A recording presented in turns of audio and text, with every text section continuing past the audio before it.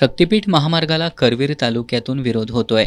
या पार्श्वभूमीवर माजी जिल्हा परिषद अध्यक्ष राहुल पाटील यांच्या अध्यक्षतेखाली करवीर तालुक्यातील खुपिरे इथं शेतकऱ्यांची बैठक आयोजित करण्यात आली होती।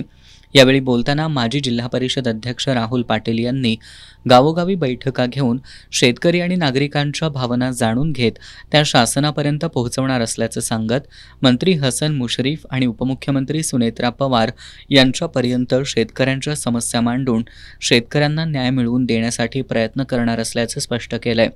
गट-तट पक्षभेद बाजूला ठेवून शेतकऱ्यांच्या हक्कासाठी एकजुटीनं लढा उभारण्याचं आवाहन त्यांनी यावेळी केलं। शक्तीपीठ महामार्गामुळे महापुराचा धोका वाढण्याची शक्यता असल्याचं त्यांनी नमूद केलं।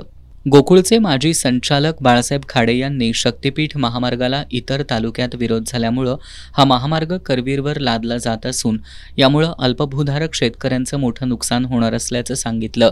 हा लढा केवळ मार्गात शेती जाणाऱ्या शेतकऱ्यांचा नसून सर्वांनी एकजूट होऊन जन आंदोलन उभारावं, अन्यथा उद्याची पिढी उद्ध्वस्त होण्याचं पाप आपल्या माथी मारलं जाईल अशा शब्दात त्यांनी आपल्या भावना व्यक्त केल्या।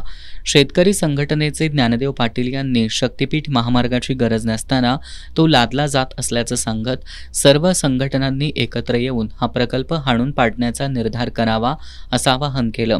नामदेव यादव यांनी सुमारे तालुक्यातील 475 एकर शेती या प्रकल्पात जाणार असल्याचं सांगत शेतकरी उद्ध्वस्त करून विकास होणार असेल तर तो स्वीकारार्ह नसेल असं ठाम मत व्यक्त केलं।